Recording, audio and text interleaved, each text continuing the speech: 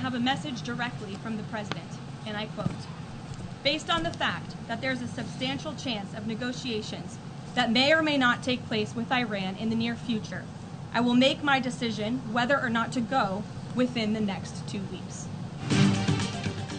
Israel Iran जंग, अमरीकी सदर ट्रंप 2 हफ्ते में अहम फैसला करेंगे। तर्जुमान व्हाइट हाउस कैरोलाइन लेविट की प्रेस ब्रीफिंग में कहा, जो भी होना है 2 हफ्तों में हो जाएगा। सदर ट्रंप इसराइल ईरान जंग पर 2 हफ्ते में अमरीकी किरदार का फैसला करेंगे।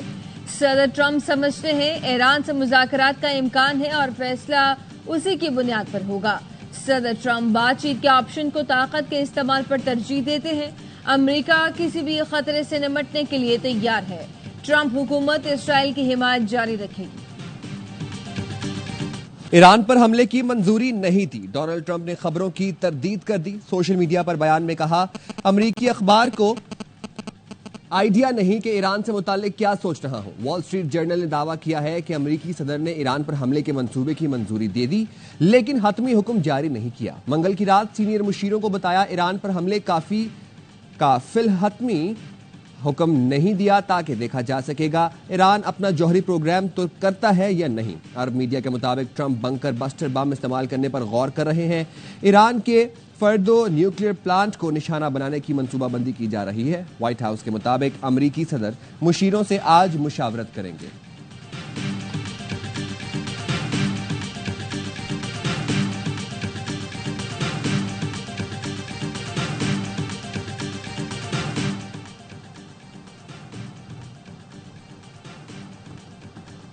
ईरानी वजीर खारजा की आज यूरोपीय मुल्कों के अहम मंसूबों से जिनेवा में मुलाकात होगी। अब्बास अराक्ची बरतानिया, फ्रांस और जर्मनी के वज़राए खारजा से मिलेंगे।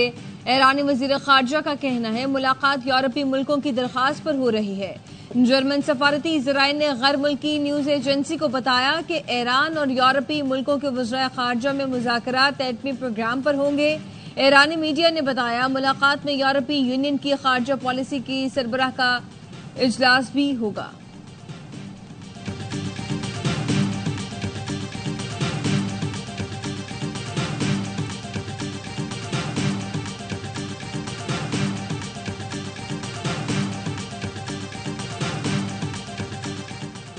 बरतानवी वज़ीर खारजा डेविड लेमी अमरीकी हम मनसब से मुलाकात के बाद जनेवा रवाना। मार्को रूबियो से मुलाकात में मशरिक़ वस्ता की सूरत हाल पर तबादला ख्याल। डेविड लेमी ने कहा, ईरान को जौहरी हथियार बनाने नहीं दे सकते। मुज़ाकरात के लिए ताहाल एक विंडो मौजूद है, सिफारती हल के लिए कोशा है।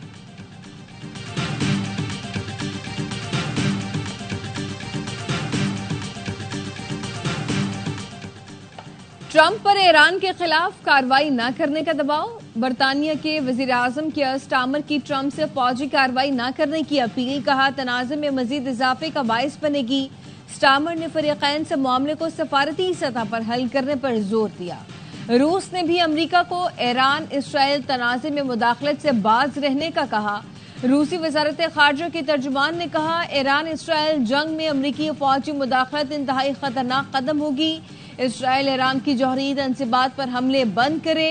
रूस को वो शहर में न्यूक्लियर पावर प्लांट के तहफ़्फ़ुज़ से मुतालिक तशवीश है, जहां रूसी माहिरीन काम कर रहे हैं।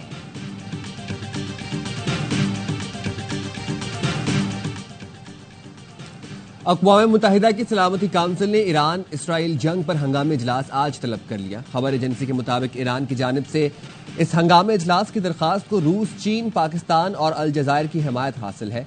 इजलास में ईरान, इसराइल और अमरीका के किरदार पर खुलकर बात की जाएगी और मुमकिना तौर पर कशीदगी के खात्मे के लिए बैनुल अक़वामी दबाव बढ़ाया जाएगा।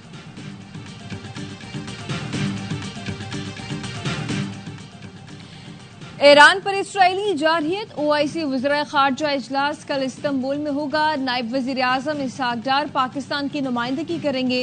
इफ्तिताही सेशन से तुर्की के सदर तैयब एर्दोगान खिताब करेंगे। ओआईसी राब्ता ग्रुप बराए कश्मीर का इजलास इतवार को होगा। इसराइल का 20 लड़ाका तैयारों से ईरान पर ताज़ा हमला, मिसाइल लॉन्चर और तंसीबात को निशाना बनाने का दावा। अराक हेवी वाटर रिएक्टर और नतंज पर भी हमला। ईरानी हुकाम का कहना है किसी किस्म का का कोई खतरा नहीं, तंसीबात को हमले से पहले ही खाली करा लिया था।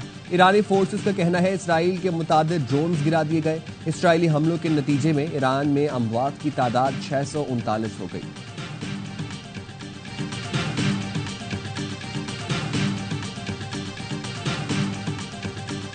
ईरान का इसराइल पर बड़ा हमला। तेल अवीव, मकबूजा, बैतुल मुक़द्दस समेत कई इलाके धमाकों से गूंज उठे। स्टॉक एक्सचेंज की इमारत मलिया मीट। हलवन शहर में भी तबाही फैल गई। ईरान ने बेरशेबा में इसराइली डिफेंस फोर्सेस के कमांड इंटेलिजेंस हेडक्वार्टर्स को तबाह कर दिया। टेक्नोलॉजी पार्क में आर्मी इंटेलिजेंस कैंप पर भी हमला किया। ईरानी फौज का कहना है इसराइल पर ताज़ा हमलों में सजीर मिसाइलों का इस्तेमाल किया। ईरानी हमलों में 137 इसराइली जख्मी हुए। पासदारान इनकलाब ने हमलों का 15वां मरहला शुरू करने का ऐलान कर दिया। हीफा और तेल अवीव में अस्करी मराकज को निशाना बनाया जा रहा है। 100 से ज्यादा खुदकुश ड्रोन इसराइली हदफ पर दागे गए। हमलों की शिद्दत में मजीद इजाफा किया जाएगा।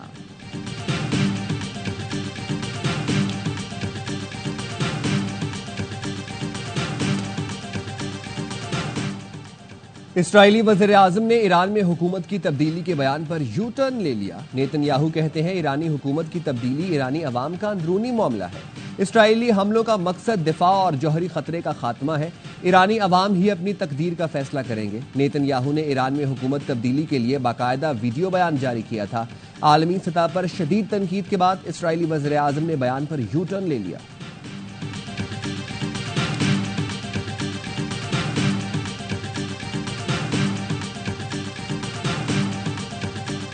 इसराइल का अमेरिका को मदद के लिए पुकारना कमजोरी की अलामत है। ईरानी सुप्रीम लीडर कहते हैं अगर दुश्मन को यह एहसास हो आप उनसे डरते हैं तो वो आपको नहीं छोड़ेंगे।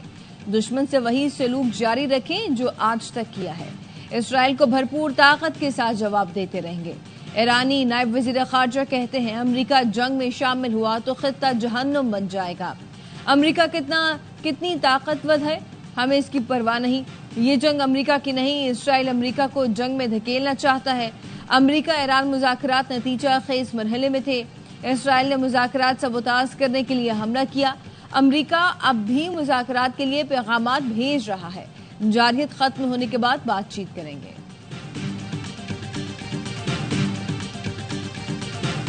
रूस और चीन के सुदूर का टेलीफोनिक राबता ईरान पर इसराइली हमलों की मजम्मत। इसराइली इक़दामात को क़ौम मुत्तहिदा के चार्टर और आलमी कवानीन की खिलाफ वर्जी करार दिया। दोनों रहनुमाओं ने मौक़िफ़ अपनाया। ईरान के जौहरी प्रोग्राम पर खदशात को फौजी तरीके से हल नहीं किया जा सकता। इस पर सिफारती कोशिशों की जरूरत है।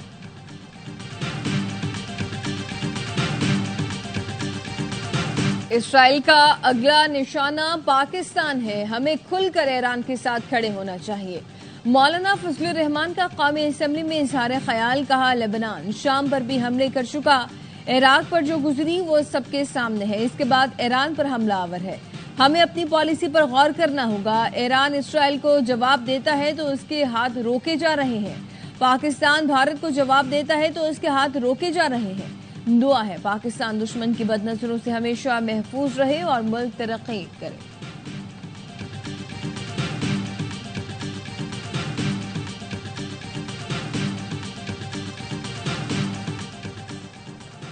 फील्ड मार्शल आसिम मुनीर की पाकिस्तानी सिफारतकार सायमा सलीम से मुलाकात।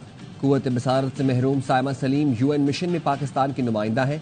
ISPR के मुताबिक फील्ड मार्शल ने सायमा सलीम की जहानत, अज़्म और काविशों को सराहा। कहा सायमा सलीम कौम के लिए एक चमकता सितारा और खुसूसी अफराद के लिए अज़्म व हिम्मत की जिंदा मिसाल है। फील्ड मार्शल की खुसूसी तौर पर भारतीय स्पॉन्सर दहशतगर्दी का मामला उठाने पर सायमा सलीम की तारीफ। सायमा सलीम ने यूएन में अपने उमूर से मुतालिक आगाह किया। फील्ड मार्शल की पाकिस्तान के मौक़िफ़ के फ़रोग़ में सिफारतकार की कोशिशों की तारीफ भी की।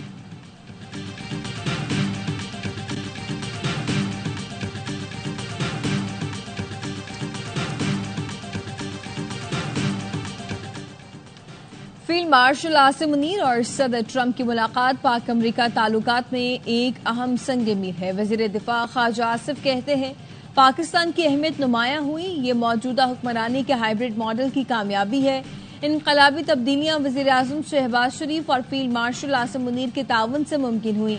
सेनेटर फैसल बॉर्डर कहते हैं फील्ड मार्शल आसिम मुनीर को कोई डू मोर नहीं कह सकता।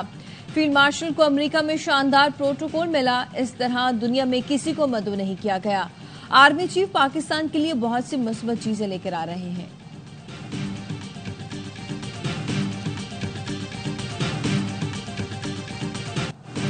ऑपरेशन बुनियान मरसूस में कामयाबी अमन की जीत है। पाकिस्तान ने हमेशा अमन को फौकियत दी।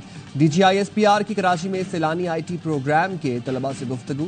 लेफ्टिनेंट जनरल अहमद शरीफ चौधरी ने कहा, अफवाज पाकिस्तान आइन के तहत और रियासती अहकामात के मुताबिक फराइज सर अंजाम दे रही है। पाकिस्तान खित्ते में नेट रीजनल स्टेबलाइजर का किरदार अदा करता रहेगा।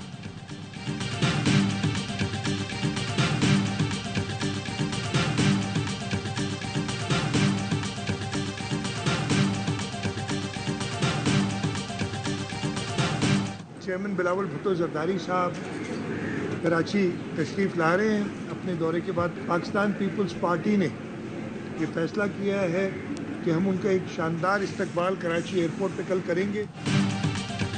बिलावल भुट्टो की क़यादत में सफारती महाज पर भारत का बयानिया मलियामेट हो गया। बिलावल भुट्टो आज कराची तशरीफ ला रहे हैं, हम उनका शानदार इस्तकबाल करेंगे। वज़ीर आला असद मुराद अली शाह का ऐलान, कहा बेहतर तरीके से पाकिस्तान का मौक़िफ़ दुनिया भर में पेश किया गया।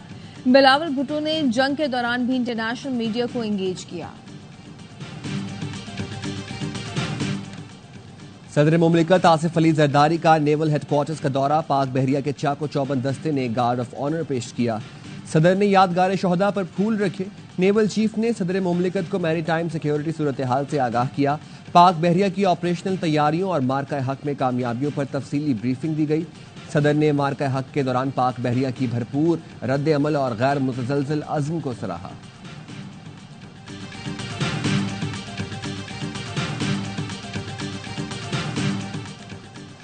आज बजट पर वोटिंग का अमल शुरू होना है, लेकिन बानी से मुलाकात नहीं कराई गई। अरकान पार्लियामेंट को कहता हूं असेंबली में जाकर वोटिंग नहीं करनी। वज़ीर आला खैबर पख्तूनख्वा अली अमीन गंडापुर की मीडिया से गुफ्तगू, कहा हम बजट पास नहीं करते तो ये फाइनेंशियल इमरजेंसी की बुनियाद पर टेक ओवर कर सकते हैं। इनके फाइनेंशियल इमरजेंसी की बुनियाद पर सूबे को टेक ओवर करने की साजिश है।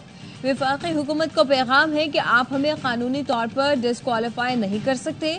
मैं किसी भी वक्त असेंबली को तहलील कर सकता हूं, ये मेरा अख्तियार है।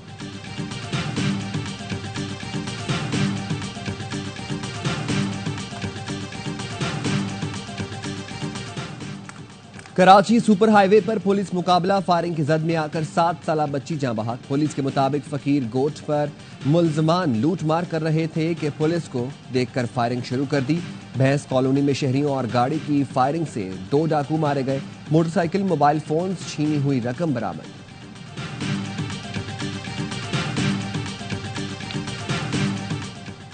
सीसी से जायद तमाम गाड़ियों पर कार्बन लेवी आयद। हाइब्रिड गाड़ियों को इस्तिस्ना इतलाक 1 जुलाई से। कौमी असेंबली की खजाना कमेटी ने फाइनेंस बिल की तजवीज मंजूर कर ली। 1300 सीसी से 1800 सीसी तक पेट्रोल डीजल से चलने वाली गाड़ियों पर कार्बन लेवी 2% होगी। 1800 सीसी से जायद तमाम गाड़ियों पर 3% कार्बन लेवी होगी।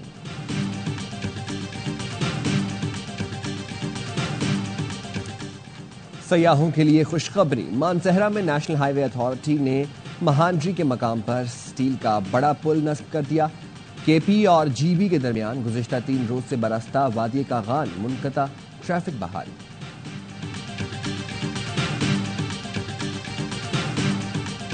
आओ मिलकर बनाएं पाकिस्तान। महकमा तालीम सिंध AIYB ग्लोबल के साथ मिलकर स्टेम प्रोजेक्ट आगे बढ़ाएगा। वज़ीर तालीम सिंध सैयद मुराद अली शाह कहते हैं सिंध के सरकारी और निजी स्कूलों में 300 स्टेम लैब बनाएंगे। महकमा तालीम स्टेम AIYB ग्लोबल और बैतुल इस्लाम ट्रस्ट के इश्तराक से पाकिस्तान स्टेम स्कूल की सरपरस्ती करेगा। आओ मिलकर बनाएं पाकिस्तान की सोच के साथ स्टेम को लिंक करना अहम है। गजा पर वहशियाना हमलों में मजीद 84 फलस्तीनी शहीद, 200 से ज्यादा जख्मी। काबिज इसराइली फौज इमदादी मराकज पर हमलों से बाज न आई। खाने की तलाश में निकले 12 फलस्तीनी निशाना बन गए। पनाह गुज़ीन कैंप और सेफ जोन पर बम बरसाए जा रहे हैं। शहीद फलस्तीनियों की मजमूई तादाद 55,706 हो गई। 1,30,000 से ज्यादा जख्मी है।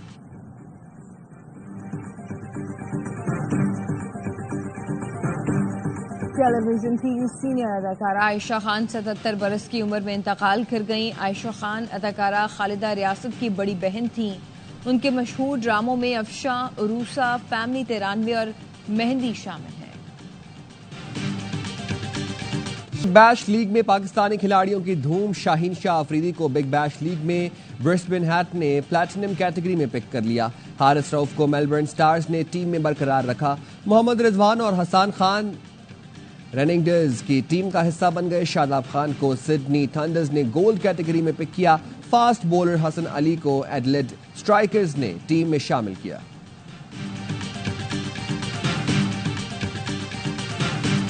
एशियन वॉलीबॉल नेशंस कप में पाकिस्तान की लगातार दूसरी फतह। चाइनीज ताइपे को सनसनीखेज मुकाबले में 3-2 से शिकस्त दे दी।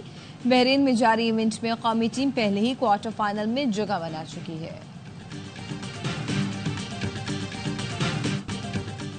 और वर्ल्ड कप में दुनिया फुटबॉल के बड़े नाम रियल मैड्रिड और सऊदी टॉप क्लब अल हिलाल के दरमियान कांटे का मुकाबला। अल हिलाल ने सरप्राइज कर दिया।